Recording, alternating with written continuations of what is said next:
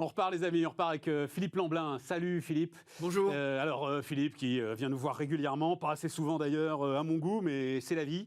Ancien DRH de grandes entreprises et maintenant, à titre totalement bénévole d'ailleurs. Oui. Tu fais quoi? T'as encore parce que tu es un ancien champion d'athlétisme, tu as encore des responsabilités du côté de la Fédération française d'athlétisme Tous les entrepreneurs qui nous écoutent, on a créé du Stade vers l'emploi, on a mis 5000 personnes au travail grâce aux soft skills, on en parlera un autre moment parce que c'est pas le jour. Mais le lien entre le sport et l'emploi. Tout à fait, tu prends 10 chefs d'entreprise qui n'arrivent pas à recruter, tu leur dis vous êtes d'accord pour prendre des gens qui ne sont pas formés? Oui monsieur, je veux juste des gens qui ont envie. Très bien, on vous met sur un stade avec 100 personnes, bien, non pas triés, mais qui sont motivés pour ça. Ils font du sport ensemble pendant 2 heures. Ils déjeunent ensemble. Ensuite, ils font le job dating. On en a fait 80 dans toute la France, y compris l'outre-mer. Après 1 an, 70% des gens sont à l'emploi. Voilà, je crois qu'il faut sortir, bousculer tous les codes du recrutement, mais ce n'était pas le sujet d'aujourd'hui. Non, mais quand même. Parce que si ça, je voulais te poser la question. Commençons par ça. Comment toi, alors comment ça s'appelle, l'emploi des Hauts-de-France, tu es haut-commissaire à l'emploi dans les Hauts-de-France. Délégué aux emplois, auprès du préfet de région et du président. Comment est-il, c'est la question de tous les chefs d'entreprise. Tous cherchent à recruter. Il y a en face 2 500 000 chômeurs. Comment c'est possible, Philippe? Je pense qu'il va falloir qu'on change des méthodes. Je vous prends une illustration concrète. J'étais à Boulogne-sur-Mer la semaine dernière, au cœur d'un quartier QPV. Je vois un monsieur... Ça veut dire quoi, QPV? Quartier prioritaire de la ville, c'est-à-dire les quartiers, les banlieues. Voilà. Et je vois un type qui a 20 ans qui disait « Monsieur Lamblin, regardez ma vidéo, je suis couvreur, je trouve pas de boulot. Je suis couvreur, je trouve pas de boulot. Je marche sur la tête. » Mais oui. Et je pense que l'offre et la demande ont intérêt à mieux travailler ensemble pour se rencontrer. J'étais ce matin dans une entreprise qui ressuscite du textile. Non, mais c'est la même chose. Attends, sur ce couvreur. Oui. Ils en cherchent partout des couvreurs. Oui, alors. C'est pas possible qu'ils trouvent pas de boulot. C'est ce qu'on va faire tout de suite. Pourquoi est-ce qu'il n'arrive pas à se démerder, ce gamin? Enfin, c'est pas possible. Il est dans un quartier prioritaire de la ville. Et je pense que quelque part, il n'a pas les codes. Mais en tout cas, je peux te dire, c'est que je les ai trouvés et je vais l'aider et que rapidement, il va. Et dernier exemple. C'est important, ça, Philippe. Ça veut dire que c'est au patron aussi de faire un effort sur ces fameux codes. Bien sûr. Bien sûr. Voilà. Il faut apprendre à vivre avec une génération différente. Voilà. Et 2 patrons qui ont 40 ans, qui ressuscitent le textile en banlieue lilloise. Ils ont 150 salariés. Ils ne trouvaient pas. Bien sûr. Personne. Alors, qu'est-ce qu'ils ont fait? Ils créent leur école pour avoir des couturières à l'intérieur même, avec le soutien de la région, avec le soutien de l'État. Et ça marche. Ouais. Adaptons-nous, soyons agiles, et je peux vous assurer qu'on trouve la meilleure preuve, c'est Job Dating Sport. Ils font tout ça à Roubaix d'ailleurs. La Redoute fait ça, Vestiaire Collective fait ça, enfin l'ensemble de ceux qui sont au cœur du textile. Mais encore une fois, c'est dingue quand même qu'on en soit là, Philippe. Je pense que c'était un peu facile avant, et que c'est un peu comme dans la restauration. Beaucoup de gens de la restauration crient en disant on trouve personne. On travaille beaucoup avec l'UMI, l'Union, les syndicats, et on s'aperçoit qu'on arrive à trouver des solutions. Évidemment, faire bosser 60 heures quelqu'un alors qu'on dit que c'est 30 heures, ça marche plus. Voilà. Faire travailler dans la cave quelqu'un pendant des mois et des mois sans beaucoup de perspectives, c'est pas possible non plus. Et on voit des restaurateurs... Une illustration concrète, on est à Lens. Le Louvre-Lens, le musée, il y a un restaurant juste à côté. Un restaurant dans lequel il y a des cuisiniers, etc. Ça va, ça marche, ils ont tout le monde. Et à 100 mètres, il y a un hôtel avec plusieurs étoiles qui est obligé de fermer son restaurant parce qu'il ne trouve personne. Trouvez-moi la clé. Voilà. Les conditions de travail. Voilà, je pense que ça... D'ailleurs, l'UMIH accepte, je crois que c'est 12 à 15% de hausse de salaire généralisée. Tout à fait. Il y a vraiment un coming out. Dans le transport, là, les syndicats viennent de refuser 5% de hausse de salaire généralisée, donc il faudra qu'ils aillent au-dessus, les mecs. Bon, oui, mais ça veut dire, Philippe, on en parle pendant toute cette émission, en bout de chaîne, nous, là, consommateurs, il va falloir qu'on accepte de payer le prix de tout ça. Tout à fait. Un restaurant un peu plus cher, un transport un peu plus cher, des livraisons un peu plus chères. Quelque chose qui soit du made in France et pas du made je ne sais pas où. Et qui nécessitera effectivement un petit peu plus de coûts et surtout des gens très heureux de travailler plutôt que d'être au chômage. Je rappelle, un jeune qui ne travaille pas en France coûte à la collectivité 20 000 € par an. Je sais, mais on entend beaucoup et on dit beaucoup, c'est parce qu'il ne veut pas travailler. C'est pas vrai ça. C'est marrant, cette discussion, je l'ai eue avec la ministre du Travail. Vous pensez, monsieur Lamblin, que les gens veulent... Non, les gens, ils veulent exister. Ils veulent avoir quelque chose qui correspond à ce qu'ils attendent. Et 2, ils sont prêts à rendre service. Encore faut-il qu'ils aient de la dignité dans leur travail. Alors, tout n'est pas blanc, tout n'est pas noir. Il y a des entreprises qui doivent dire, mais pour qui il se prend celui-là? Non. Mais néanmoins, je connais des boîtes qui ont tous les collaborateurs qu'ils veulent. Ils s'en donnent les moyens. Oui, puis enfin, pour qui il se prend? Il se prend pour un gars qui a travaillé toute sa vie, qui a fait des RH toute sa vie et qui aujourd'hui consacre sa vie à aider la cité. Donc ça va, tu as le droit de t'exprimer aussi, Merci, Philippe, pas de problème. Apprendre à entreprendre. Donc, dans l'une de tes multiples activités, il y a président du réseau BGE, Réseau associatif national d'aide à la création d'entreprises. Et vous avez fait, donc, encore une fois, c'était en septembre dernier, mais voilà, tu n'as pas pu venir avant. 15 épisodes, alors on va en voir quelques-uns qui vont défiler, t'inquiète pas. 15 épisodes pour raconter le parcours et décrire la réalité des entrepreneurs. Qu'est-ce que vous avez voulu faire à travers ces... Alors, c'est des petites... Il y a un truc qui m'a frappé, c'est pas la Startup Nation. Surtout pas. C'est pas de l'innovation, hein. C'est des bouchers, c'est des gars qui mettent des batteries sur des vieux vélos, c'est des jeunes filles qui réinventent la consigne, Oui. c'est des supermarchés communautaires, enfin voilà. Hein, oui, et puis c'est aussi des gens qui travaillent par exemple dans des gros laboratoires et qui disent d'un seul coup, tiens, j'ai inventé un truc là, qui a un petit trépied qui vous permet de faire de la peinture chez vous ou sur la plage ou ailleurs, j'ai envie de le commercialiser. Et ce garçon, il fait 75% à l'export, y compris en Chine, il vend aux Chinois son trépied, il me dit, monsieur, comment on fait pour aller plus loin? Tiens, on voit les gars là, ça c'est à La Réunion.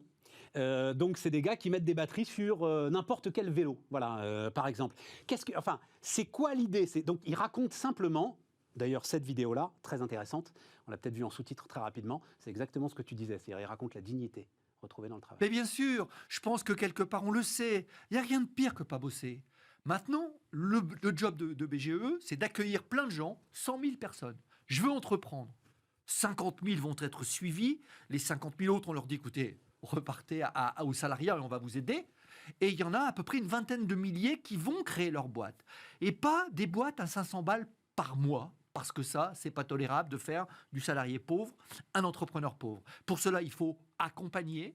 Et les vidéos disent surtout, on ne fait pas ça tout seul.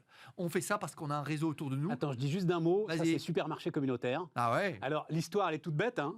C'est formule d'abonnement comme chez Costco, sauf qu'il faut que vous travailliez vous-même 4 heures dans la semaine, n'importe quel poste, caissier, chef de rayon, etc., pour le supermarché, pour avoir droit aux réductions que vous permet cet abonnement. Voilà.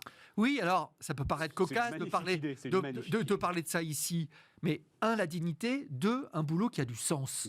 La jeunesse aujourd'hui cherche des boulots qui ont du sens. Et quand vous donnez du sens aux choses, les gens, ils ont envie de s'investir. Et là, on voit des gens... Alors ils sont pas jeunes, hein, ceux qu'on a vus. Moi, c'est ça qui m'a beaucoup intéressé aussi. Hein. Tout à fait. Les vieux aussi, ils ont le droit de réfléchir et d'avoir envie. Bien sûr, bien sûr. Il n'y a pas d'âge pour entreprendre. Exactement. Jusqu'au moment où on est dans le sapin. Exactement. Et avant ça, carte blanche. Et BGE aide là-dessus. Je vais vous prendre une illustration concrète. Vous avez peut-être une toute petite boîte où vous avez envie de créer. Vous avez moins de 10 salariés. On a inventé un petit concept avec France Relance qui s'appelle 4.0. Ça veut dire que on peut faire votre diagnostic de la digitalisation de votre affaire. J'en ai pas besoin. Si, quand même, peut-être, hein, ok. Et c'est gratuit, c'est offert. Non pas pour le plaisir de gâcher de l'argent, mais parce que ça va vous aider à construire votre projet. Et entre 0 et 9 salariés, ça vous est destiné. Donc, écrivez-nous et on vous proposera cette formation et cet accompagnement. BGE. Alors, mais comment, tu as dit tout à l'heure, 100 000 personnes se présentent. Comment tu peux auditionner 100 000 dossiers? 100 000 personnes qui prennent leur téléphone et qui disent dans toute la France, de l'outre-mer et de l'Hexagone, hein, on a envie d'entreprendre. Alors, quel est notre rôle premier? C'est d'abord d'essayer de les aider à conceptualiser. Parce qu'il y en a certains... Mais attends, mais vous êtes combien, il y a 1200 personnes qui travaillent chez BGE. Ouais, c'est ça. Voilà, il y a des bénévoles dans les conseils d'administration. Donc 100 000 personnes sur une année, oui, tu peux gérer. Tout à fait. Ouais. Et dans les 100 000, il y en aura vraiment 16 000 à qui on donnera le sésame, disant, vous pouvez y aller, allez-y, vous avez les clés, vous avez évidemment le savoir-faire, vous avez également le savoir-être, et vous savez compter, et vous avez un peu de digital minimum. Moi, je rêve toujours, je vois toujours des gens, des jeunes qui disent, regardez, monsieur, ou des moins jeunes. Je sais qu'est-ce qui ne paye pas et ceux que je vais courir, avec qui je vais courir derrière pour réussir à retrouver mes impayés. Ça y est, il a compris ce que c'était que le digital au service de l'entreprise. C'est tout. Et en France, ils sont... Enfin, je rappelle quand même qu'on a fait 1 million d'immatriculations en France l'année dernière. Ouais, mais justement, je voulais qu'on en parle de ça. Et j'aimerais bien savoir combien vont survivre après 3 ans. Ah ben voilà. L'objectif, la religion de BGE, c'est 80% des gens qu'on aide. On ne donne pas de sous, on donne que du conseil. Continuer à entreprendre et à grandir après 3 ans. Et ça, c'est le credo. Si ce n'était pas ce credo, je quitte la présidence de BGE. Qui donne ce conseil, Philippe? C'est-à-dire, c'est des anciens chefs d'entreprise, c'est Alors, qui sont dans les ces 1200 personnes, on a des experts de la comptabilité pour la comptabilité, des experts du digital. tous bénévoles? Ah non, des Non, salariés. ah ouais, d'accord. 1200 salariés. 1200. Et de quoi vit Mais qui BGE? finance ça? Oui, Voilà, mais- donc, je vais poser des questions, parce que si vous voulez bien. Eh ben, tout simplement, on répond à des appels d'offres et il faut qu'on soit gagnant, parce que si on n'est pas gagnant, on ne travaille pas. Mais des un appel d'offres sur quoi? sur la formation, par exemple. On veut, par exemple, le Alors, appel d'offres 4.0, public fait par les régions. voilà, par la région. La région BPI France, je crois aussi. Par exemple, voilà, par travaille avec vous exemple, aussi. voilà. Et chaque région de BGE est autonome à partir du moment où elle respecte le cahier des charges national qui est celui que l'on vient de décrire maintenant. Et c'est fantastique. C'est marrant parce que j'avais jamais entendu parler de BGE après 40 ans de boulot de DRH. Et en fait, je m'aperçois, une association créée il y a environ 40 ans dans la région des Hauts-de-France et qui aujourd'hui SM dans la France entière. Deux choses ressortent de ces témoignages, enfin en tout cas dans ce qu'on lit sur ce que vous écrivez. D'abord, donc, casser le mythe du self-made man. Vous vous définissez comme des professionnels de l'accompagnement. Non, c'est pas vrai. Oui, il y a Elon Musk, mais il n'y en a qu'un Elon Musk. C'est comme il n'y a qu'un Mbappé, hein, ou une seule Marie-Jo Pérec pour revenir dans dans tes passions premières. C'est ça quand même. Hein. Oui, bien sûr. Oui, non, mais c'est important, il faut le marteler. Est-ce qu'on est un peu dans l'idée quand même du « Ah ben oui, je vais y arriver tout seul ». Jamais, jamais. Je rappelle quand même que plus de 80% des gens qui veulent entreprendre en France le font seuls, avec évidemment les dégâts que ça peut représenter. Renseignez-vous sur les réseaux. On n'est pas l'évangile, il y en a d'autres que nous. Il y a aussi des gens qui vont donner de l'argent, la DI et d'autres. Et c'est ensemble qu'on réussit ça avec les chambres de commerce, avec les chambres des métiers. Mais de grâce, n'entreprenez pas seul.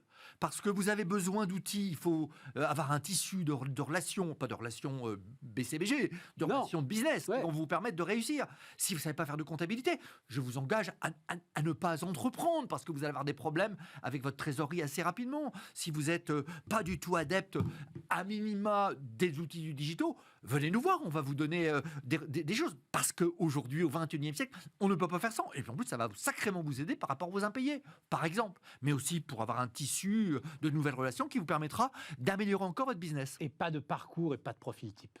Non, ce qui est intéressant, c'est qu'effectivement, on a autant des infra-bac que des post-bac de je ne sais pas combien de post-bac.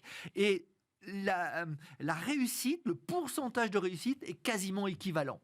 Et ça veut dire qu'à partir du moment, et on le sent bien dans les profils, vous avez l'envie et que vous avez un minimum d'envie également de le faire avec d'autres, vous allez réussir.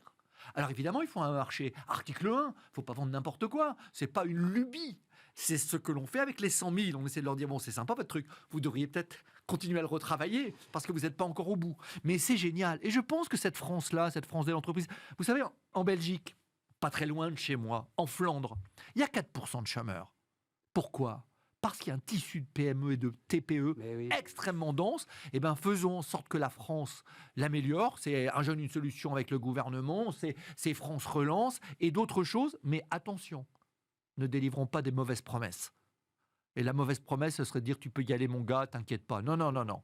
Ça, c'est terrible. Voilà. Et les exemples, vous allez en voir à l'écran et vous verrez déjà. que c'est trop tard. Mais Je on les ai recommencera racontés- parce qu'il y en je a les ai plein. racontés au fur et à mesure. Merci Philippe. Philippe Lamblin, donc, qui est venu nous voir. On termine Bismart ensemble, les amis.